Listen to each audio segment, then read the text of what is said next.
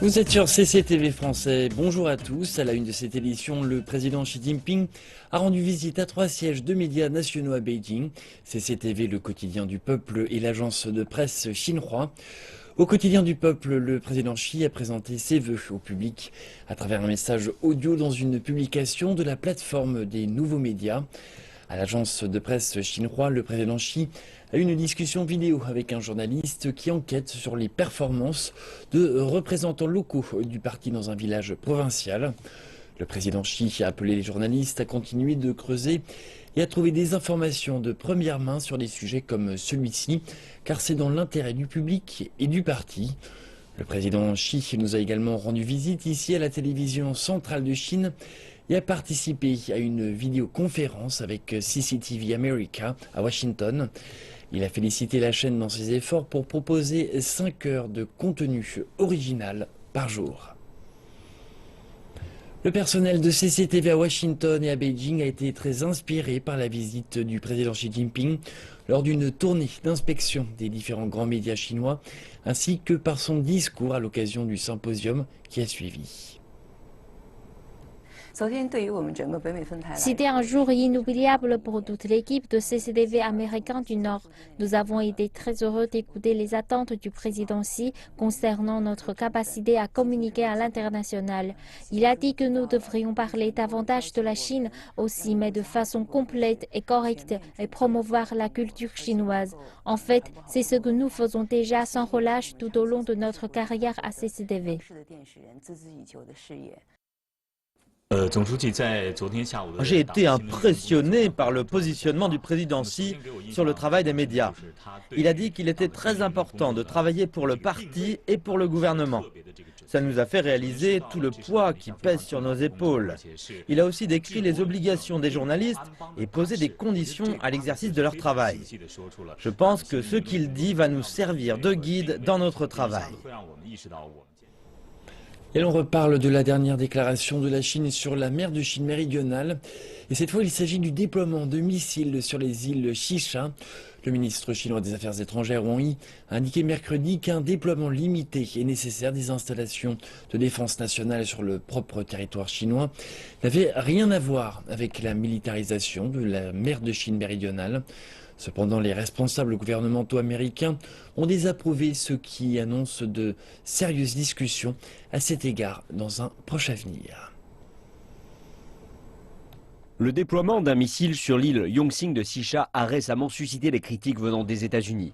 Le ministère chinois des Affaires étrangères défend que ce déploiement n'a rien de nouveau et que la Chine agit entièrement dans le cadre de ses droits souverains. Les îles Xicha sont des territoires inhérents à la Chine et ne sont pas ces îles soi-disant contestées. Au cours des dernières décennies, la Chine a déployé des installations de défense du territoire sur les îles Xicha. Il n'y a là rien de nouveau. Nous espérons que certains pays ne vont pas délibérément faire des leurs sur ce point, mais feront davantage pour les intérêts de la paix régionale et de la stabilité. Plus tôt cette semaine, le président américain Barack Obama a organisé un sommet des dirigeants de l'ASEAN en Californie. Les tensions en mer de Chine méridionale et l'importance de la liberté de navigation ont été l'un des thèmes principaux de ces discussions. Mais à la fin, la déclaration conjointe du sommet n'a fait qu'ajouter un seul nouvel engagement à la non-militarisation associée à la position politique existante. Cependant, les États-Unis ont continué à faire part de leurs inquiétudes quant aux actions de la Chine et ce qu'ils considèrent comme une militarisation de la région.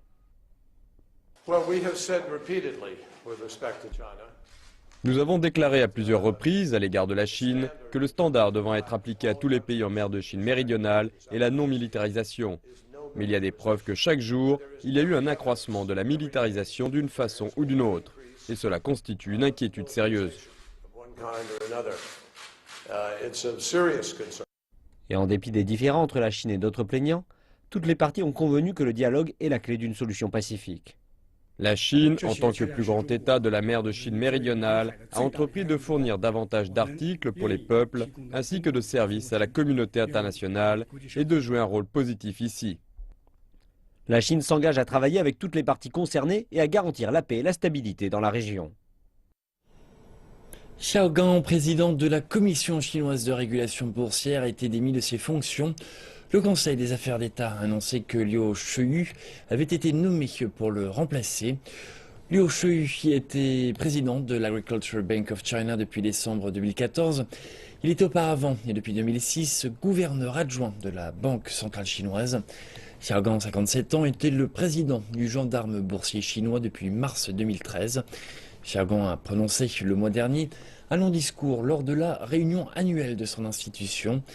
Il avait alors déclaré que la débâcle boursière de l'été 2015 avait mis en lumière de nombreuses failles et imperfections. Il s'était de plus engagé à ce que la commission de régulation boursière tire les leçons de ses erreurs.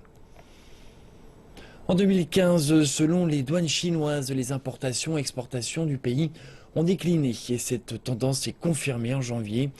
Cao Huchang, le ministre chinois du commerce, a déclaré vendredi que la cause en était le ralentissement économique mondial. La surproduction mondiale a en effet contribué à la baisse des échanges internationaux et à la chute des prix des matières premières. Pour le ministre, il s'agit de la raison principale du déclin de la croissance commerciale chinoise et d'ajouter qu'en dépit du déclin du commerce mondial en 2015, en Chine, la baisse s'est révélée être la plus faible. Il est intéressant de constater qu'aussi bien les importations que les exportations ont subi un déclin l'an dernier, mais le classement des partenaires commerciaux de la Chine s'est amélioré. De plus, les parts de marché de la Chine au sein du commerce mondial sont à la hausse. On estime qu'elles ont augmenté d'1 point de pourcentage, passant de 12,2 à 13,2%, la croissance annuelle la plus rapide de l'histoire. Nos exportations exprimées en dollars se sont affaiblies de 2,9% l'année dernière. Il s'agit de la baisse la plus faible du monde. Le résultat est bon. Si nous augmentons tous, nous observons qui augmente le plus. Et dans le cas où la baisse est générale, il nous faut observer qui baisse le moins. Le ministère chinois du Commerce a indiqué que les investissements de la Chine à l'étranger avaient connu une forte hausse en janvier, conformément à la tendance de ces 2 dernières années. De la construction d'autoroutes en Afrique aux raffineries au Moyen-Orient, la Chine a bouleversé le paysage de l'investissement mondial. Le ministère chinois du Commerce a déclaré que les investissements directs non financiers avaient en janvier augmenté de 18,2% en glissement annuel à 12 milliards de dollars. Cette croissance est quasiment 3 fois plus élevée que le mois précédent. Et le volume total des investissements à l'étranger dépasse quant à lui le millier de milliards de dollars. Si les investissements de la Chine dans les domaines de l'énergie et des ressources naturelles sont de notoriété publique, on connaît moins leur rôle dans les projets intensifs en technologie, tels que les équipements électroniques, la médecine et le secteur automobile. Par ailleurs, la nature des investissements entrant en Chine a également changé, en raison de la mutation de l'économie chinoise, dont la consommation devient le moteur. Il s'agit d'un énorme changement structurel. La plupart du capital étranger était ces dernières années consacré à la manufacture, puis au secteur immobilier. Mais ces dernières années, il s'est tourné vers les services et les secteurs de haute technologie. 64% du capital a été investi dans ces 2 secteurs en 2014 et en 2015, c'était 70%. La Chine a de plus conservé en 2015 son rôle de destination privilégiée des capitaux étrangers, avec 126 milliards de dollars d'IDE, soit 5,6% de plus que l'année précédente. La Banque populaire de Chine a annoncé qu'elle réaliserait ses opérations d'open market chaque jour travaillé, alors qu'auparavant ces mouvements ne se faisaient que les mardis et jeudis. Voyons ensemble les implications que ce changement signifie. Cette modification signifie que la Banque centrale sera capable de répondre plus fréquemment aux fuites de liquidités du marché. D'après les analystes, cette nouvelle réglementation permet à l'institution bancaire de travailler de façon plus rapprochée avec le marché. Cependant, ces opérations quotidiennes ne signifient pas nécessairement un accès plus facile au financement. Alors que la Banque populaire de Chine s'attache à consolider ses politiques monétaires par des actions telles que des opérations de marché quotidiennes et autres outils permettant d'ajuster la structure économique, cela ne signifie pas l'avènement d'une période de tolérance. Il ne s'agit que d'outils. La Banque populaire de Chine a recours à un outil moderne pour réaliser des ajustements plus précis. L'objectif principal de la Banque populaire de Chine reste la stabilité de sa politique monétaire, l'abaissement des coûts financiers et le développement de l'économie réelle. Mais ce n'est qu'une partie de cette nouvelle qui retient l'attention des marchés des capitaux.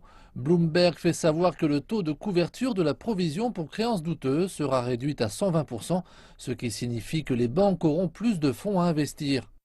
Sans pour autant démentir ces allégations, la Commission chinoise de régulation bancaire a répondu à cette position en disant qu'il n'a pas été fait état de mise à jour sur la réglementation en vigueur. Au cours du 4e trimestre 2015, le taux de créances douteuses des banques commerciales se situe autour d'1,67%. D'après les calculs de Wouwen, dans le cas où le taux de créances douteuses se maintient autour de 2% cette année, une réduction du taux de provision, comme indiqué, signifierait que des fonds additionnels d'une valeur de 150 milliards de yuan seraient injectés sur le marché. La pression de gain sur les banques commerciales sera amoindrie et cela contribuera à stabiliser la performance de certaines banques qui souffrent de la pression des provisions pour risque. En outre, les indicateurs d'activité tels que le ratio d'adéquation du capital des banques commerciales seront plus élevés, ce qui permettra leur développement commercial. Si le taux de provision pour risque est réduit, davantage de fonds seront créés pour couvrir les créances douteuses. Les banques commerciales représentent autour de 180% de créances douteuses estimées, soit environ moitié moins qu'en 2014. Le taux était cependant encore beaucoup plus élevé que l'objectif du gouvernement fixé alors à 150%. Mais Wouwen explique que la raison est que les profits des banques ont été plus élevés afin que ces dernières puissent facilement mettre plus d'argent dans les provisions pour créances douteuses. Le ministère chinois des Finances a modifié vendredi les règles de taxation en matière de transactions immobilières. Le plan est un nouveau geste du gouvernement destiné à relancer le marché immobilier du pays. Il s'agit fondamentalement d'une réduction d'impôts pour les habitations chères et de grande superficie. Pour les nouveaux logements, les taxes sur les transactions demeurent inchangées pour les habitations ne dépassant pas les 140 mètres carrés. Pour les logements plus grands, la taxe est réduite de moitié. S'agissant des transactions sur les habitations existantes, l'on observe d'importants changements. Le changement d'imposition couvre ceux qui ont acheté des logements pour y vivre et non pas les louer ou les céder rapidement. Il n'y aura pas de taxe commerciale pour les ventes de logements existants ayant au moins 2 ans.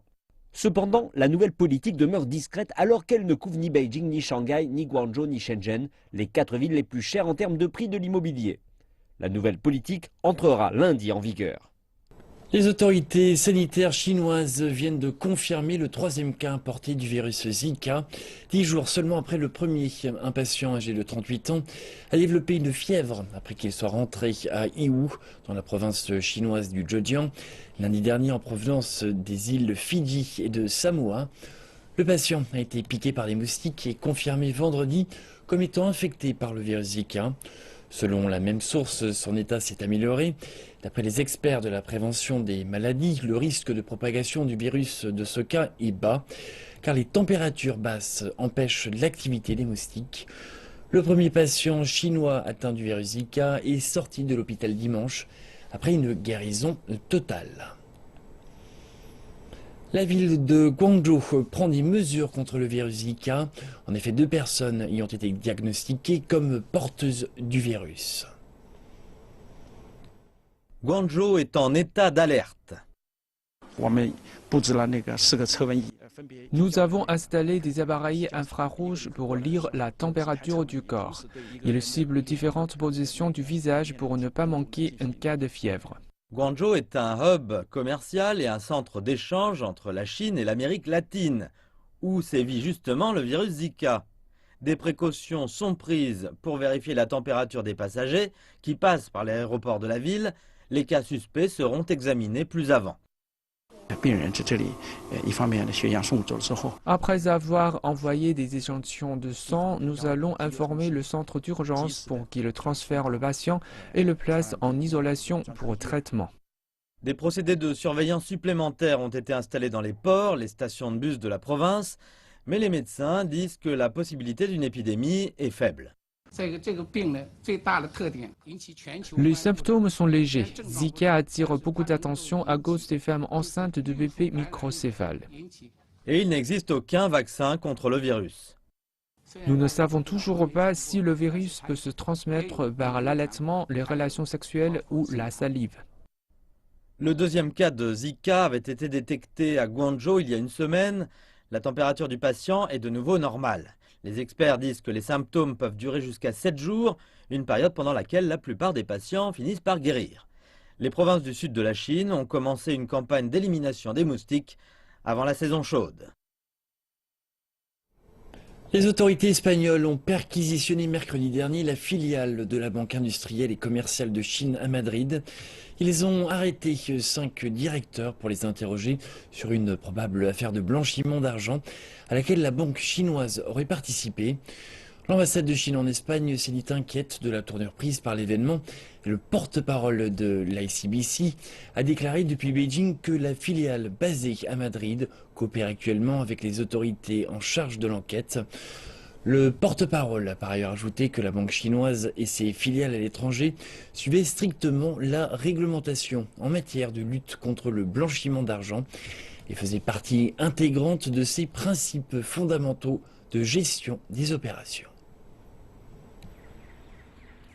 Europol, l'agence de police européenne qui a aidé les autorités espagnoles dans l'enquête, a déclaré quant à elle que la filiale d'ICBC à Madrid est suspectée d'avoir blanchi 40 millions d'euros de dépôts appartenant à des organisations criminelles. L'ambassade de Chine en Espagne a déclaré mercredi dernier que le gouvernement chinois a toujours demandé aux organismes accrédités et des entreprises chinoises travaillant à l'étranger d'obéir strictement aux législations des pays qui les accueillent. L'ambassade a par ailleurs rappelé que selon les informations actuellement en sa possession, la filiale espagnole de la banque chinoise aurait agi en fonction des exigences locales et qu'elle n'avait pour le moment reçu aucune information provenant d'une administration officielle espagnole. Les banquiers et les analystes rappellent que l'enquête en cours aura des répercussions sur la réputation de la banque chinoise. Nous devons tout d'abord rappeler que l'enquête vient tout juste de commencer et ce sera un long processus qui durera entre 3 et 5 ans. À la fin de ce dernier, on constatera que la ICBC est propre et n'a rien à se reprocher. Peut-être que la supervision aurait pu être plus poussée, mais cela ne constitue pas pour autant un crime. Sous ces circonstances, les rapports excessifs récemment publiés ont sérieusement détérioré l'image de la banque, ainsi que celle des entreprises et du peuple chinois. Le porte-parole du ministère chinois des Affaires étrangères, Hong Lei, a déclaré lors d'un point de presse que le gouvernement espérait que les autorités espagnoles mettent tout en œuvre pour garantir l'impartialité dans cette affaire dans le respect des lois, des droits et des intérêts des entreprises chinoises dans le pays. En haut, 4 dirigeants de la ICBC est arrivé en Espagne pour s'occuper de l'affaire et la filiale a repris ses activités courantes jeudi dernier dans la matinée heure locale. Deux géants chinois du transport maritime sont tombés d'accord sur une fusion. Après 8 mois de préparation, COSCO et China Shipping Group ont annoncé l'établissement du China COSCO Shipping Group à Shanghai. C'est le plan de fusion chinois le plus complexe. Depuis la crise financière de 2008, l'industrie du transport maritime a été tirée vers le bas et il n'y a pas de signe significatif de reprise.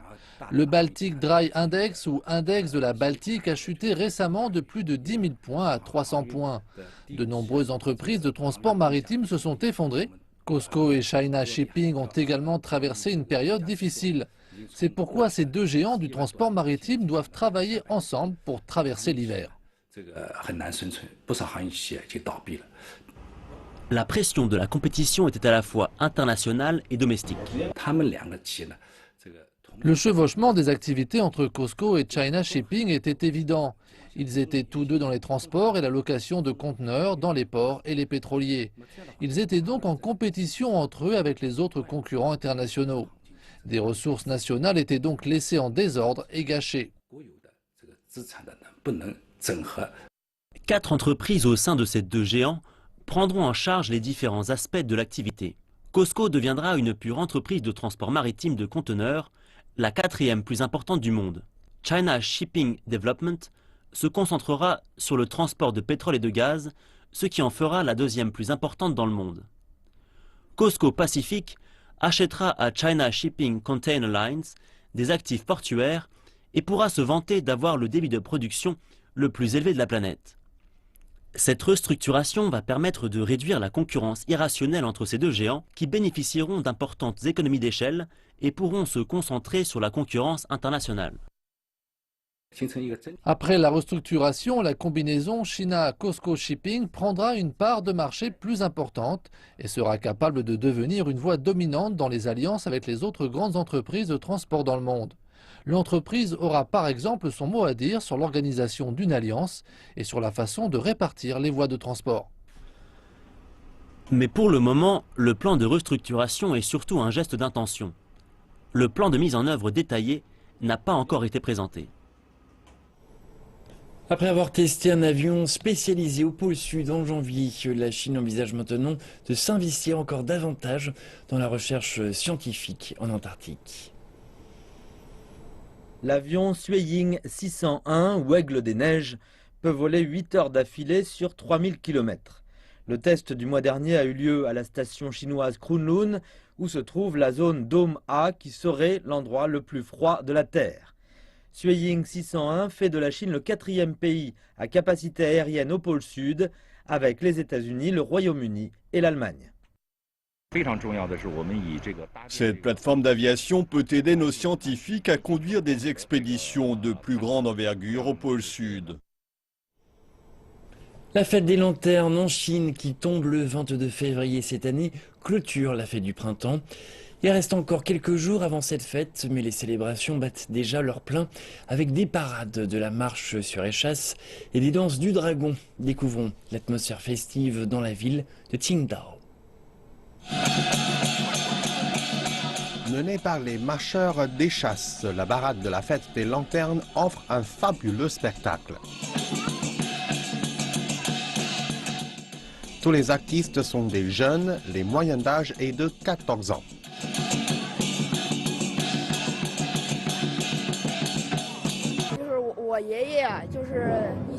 Mon grand-père était un marcheur d'échasse. Je regardais sa performance et il m'impressionnait.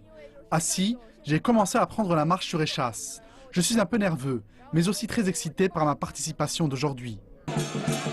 La marche sur échasse est un art populaire traditionnel originaire du nord de la Chine.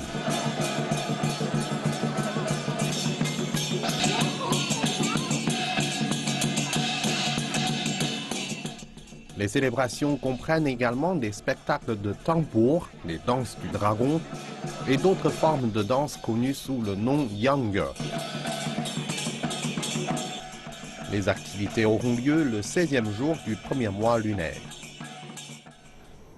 C'est la fin de cette édition. Merci de votre attention. Je vous retrouve tout à l'heure pour le prochain journal.